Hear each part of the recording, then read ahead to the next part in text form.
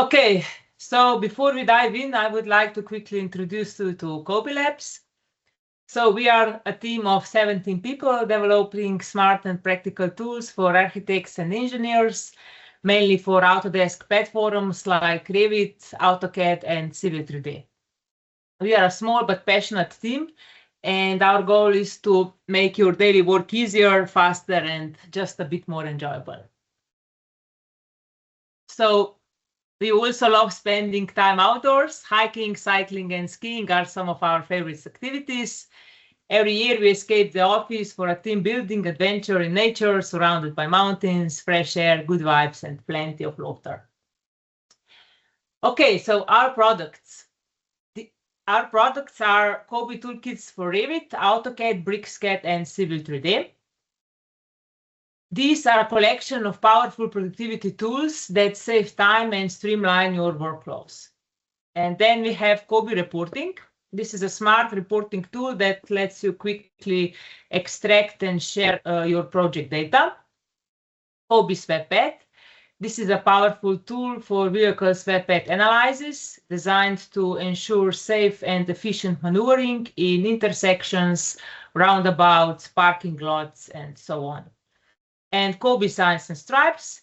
This is a specialized software for designing traffic signs, white signs, and road markings. In our webinar, I will show you key features of Kobi Signs and Stripes. So we will insert traffic signs in both 2D and 3D views. We will dynamically edit content. We will create white signs using dynamic blocks, and we will generate tailored reports. We will now insert a traffic sign. I will open Insert Sign Holder dialog, and here we have Traffic Signs Library.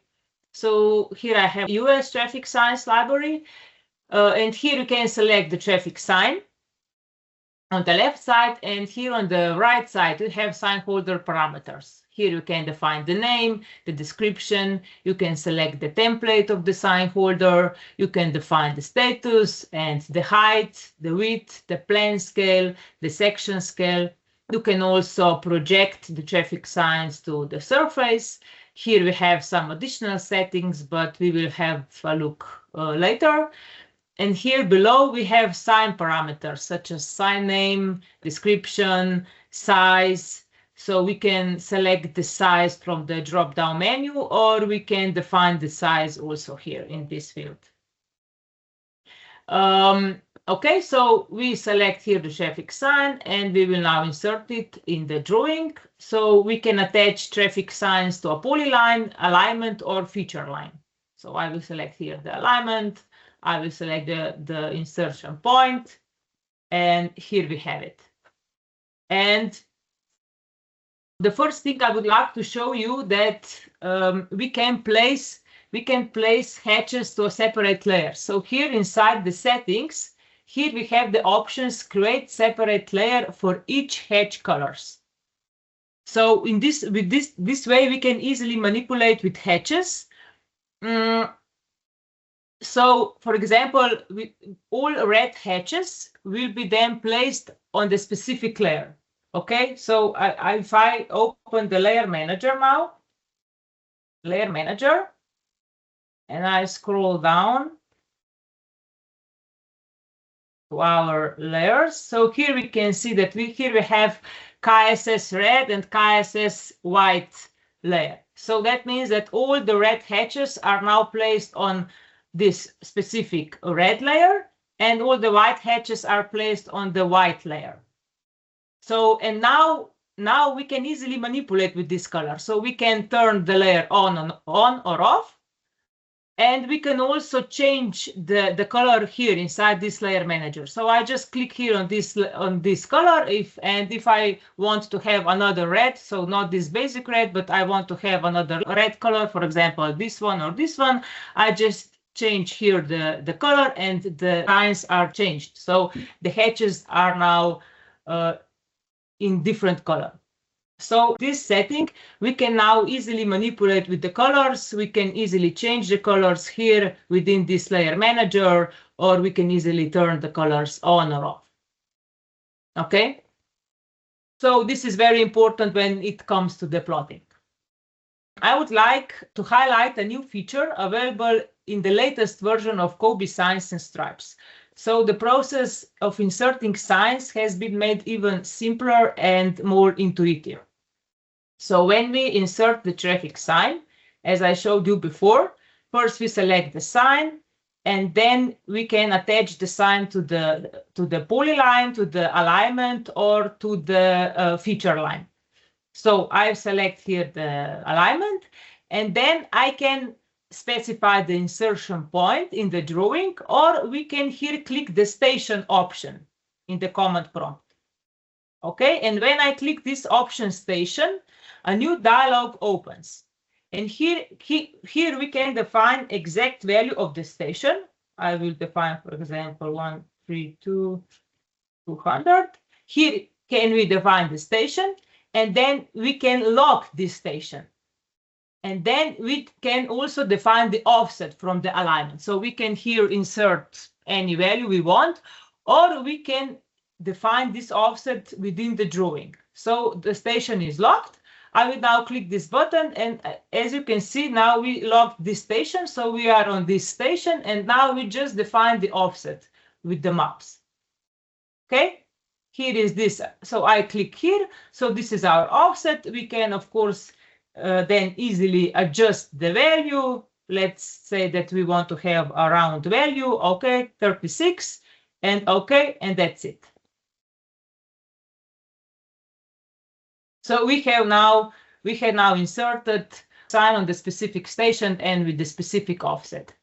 And it also works the other way around. So if I insert another sign, so for example, I will select this one.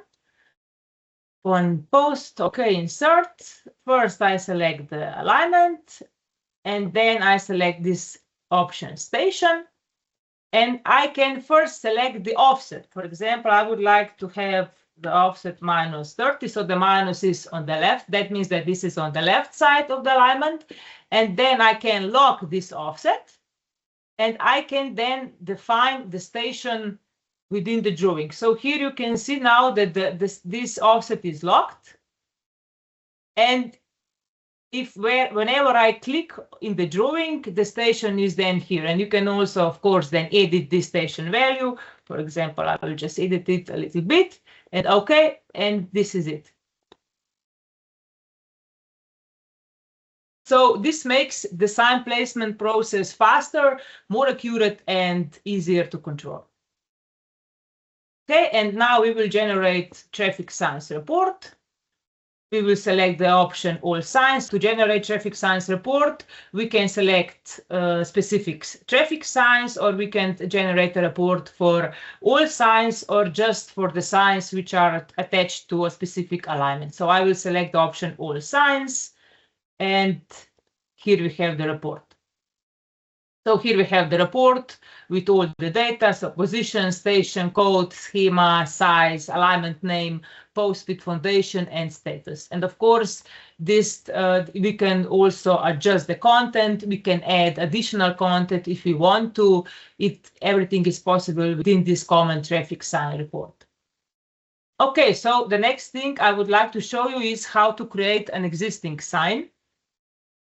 So I will run the command sign folder manager. And here inside the sign folder manager, we have the button create variant. So with this create variant button, we can generate a block variant, and then we can hide hatch layers to turn it into an existing sign. So as you can see, this sign is now existing. We only have here contours. The hatches are hidden. And I will now close this dialog. And of course, if we want to apply these changes to the traffic signs report, we just click update traffic signs report. And if I zoom in, we can see that here changes are also applied with just one click. Okay, so here we can see that we have alignment name so alignment name is G. And let's say that we would like to attach all signs to a different alignment. So how can we do that without clicking each sign individually? With Kobi Signs and Stripes, we can reattach all signs to a new alignment in just one step. So we will now use the command edit multiple sign holders. And here we will select all the signs. And here under the parameters, here we have alignments, and we can select a specific alignment we want to attach all the traffic signs. So for example, we will now select the alignment road B, and we just click apply. Okay, and all signs are now attached to another alignment. And if we zoom into the traffic signs report, if I click now update traffic signs report, you can see that the traffic signs report is now updated. So the stations are updated and also alignment name is updated. It's a simple but powerful feature that saves time and keeps your project data perfectly synchronized. In the same way, you can edit other attributes. For example, you can change the scale of these signs. You can change the sign holder height or anything you want with this edit multiple sign holders command. I will now rotate in 3D. Switch to 3D. Okay. And I will just turn on the realistic view. Okay. So this is our traffic sign in 3D. Opala. Where it is now. Okay, here it is. And this is not the same. Okay. And I will now open the sign holder manager. With sign holder manager, within this dialog, you can edit multiple attributes. We can easily, for example, edit the clearance. The clearance is distance from the ground to the bottom of the sign. So for example, if we change that clearance to, I don't know, 4.5, enter, you can see that the 3D model is automatically updated here on the left side. And now we can also adjust this sign holder height with this button, adjust to highest sign. So the height of the sign holder will be adjusted to highest sign. We just click this option here. Okay. And you can see that the 3D model is automatically updated.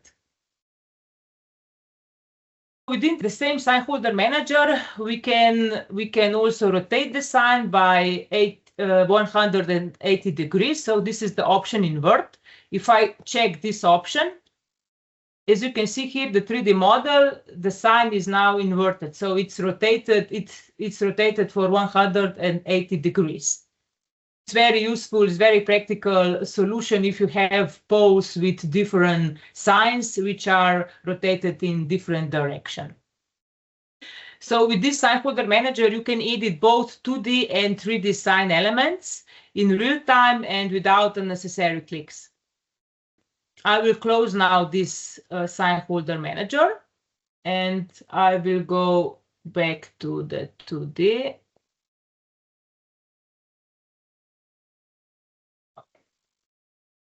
Let's continue with the GUID signs. With the GUID signs command, we can assemble complex GUID signs by adding elements such as arrows, symbols, and other sign components. First, I will open the GUID signs library. So here we have the library of arrows, panels, and shields. These are the blocks which are all dynamic, so we can edit the height, the width dynamically within the drawing. I will first select the brown panel. I will insert it in the drawing. And now I will edit the height and the width of this sign within the properties panel. So the length is 30 and here is 10. As you can see, you can easily modify these dynamic blocks and define their height, the width within this properties panel. And I will then add a symbol. So we continue. I will just open again the GUID sign library, and I will select a shield here. If you have watched Yellowstone, you know this symbol. I will insert it here. And I can then, of course, as I said before, I can then define the scale here within the properties panel. So I will define the scale here. That's it. Or I can even define the scale here within this board blocks dialog. So when we select the symbol, we can define the scale here under the parameters. So it's very easy to assemble such a white sign. And now we will add some text. I will use the mtext, the basic CAD command. I will add some text here. For example, Yellowstone button ranch. And again, we can now easily define all the attributes such as style or text height. We can define these settings here within the properties panel. I will also change the color. I will select some orange color. Okay. I will just define the rectangle and change the location. And that's it. And now we will assign this sign to a double post. So we will go with insert sign folder. And here we will select the two posts, schematic view. Here we will define the height and the width. And with this button, we will now select our white sign. And we will now define the name, for example, Yellowstone. And we will define the scale 1 because we already defined the parameters, the height and the length in the properties panel. And we will now insert this traffic sign. Select, again, we select the polyline or alignment, and then we define insertion point. And now we can see that here the texts are overlapping. That's really not a problem because we have here the option to define the gap between the attributes. So I will now again open Sign Folder Manager as we did before. And here under the additional settings, here we have the option Align Attributes. So here we can define the gap between the attributes. For example, 0.2. And as we can see, now the texts are not overlapping anymore. I will now close this dialog and let's go to let's switch to 3D just to show you something. So this is our white sign in 3D. Realistic. Okay. And as I showed you before, with Sign Folder Manager, you can apply changes in 2D or into the 3D model. And now here we have additional settings. Within these additional settings, you can define the template of the sign folder. You can define the height, the width. You can also define the column shape. So if it's a rectangle or a circle, and here you can define the dimensions. So I will apply smaller dimensions, for example. And here below, we have also foundation. So we can also add a foundation to this sign folder. Here we can define the shape, rectangle or a circle. And here we can define the width, the length, and the depth. And with confirming, now we can see that these poles have different dimensions. And here if I turn off the realistic view, we will also see here we have the foundation. So as you can see, all changes are applied directly to the 3D model in real time. So everything is dynamically connected. I will now go back to the top view and let's update the traffic sign report. So here we can see that our white sign is added to the traffic sign report. Here we have the station, the position, the code, and also the size and every data we need. Let me finish by mentioning one more new feature that's available in the latest release, and that's defining a starting station on a polyline. So one of the most common requests we have received from our customers was to be able to define a starting station on a regular polyline. So this is now finally possible in Kobi Signs Stripes. For example, I will now draw polyline. Example like this. When inserting a traffic sign, when inserting a traffic sign, we can select a polyline, alignment, or feature line. When we select a polyline, now we have an option to enter a starting station. So now we can define a starting station of this polyline, for example, 200. And then we specify insertion point, let's say like this. And now we can see that this station is accurate. So the starting station value we defined at the beginning is taken into account. This feature came directly from real customer feedback, and it's a great example of how we turn user suggestions into powerful and time-saving features. We have come to the end of today's webinar. If you have any questions, please ask me, feel free to ask. You can write down in the chat option, or you can say it out loud now, or you can, of course, send us an email. This is our email for support requests, and we will be very happy to answer to all your questions. If there is no question, I will say thank you for your time, and I hope to see you next time. Thank you too. Bye-bye. Bye.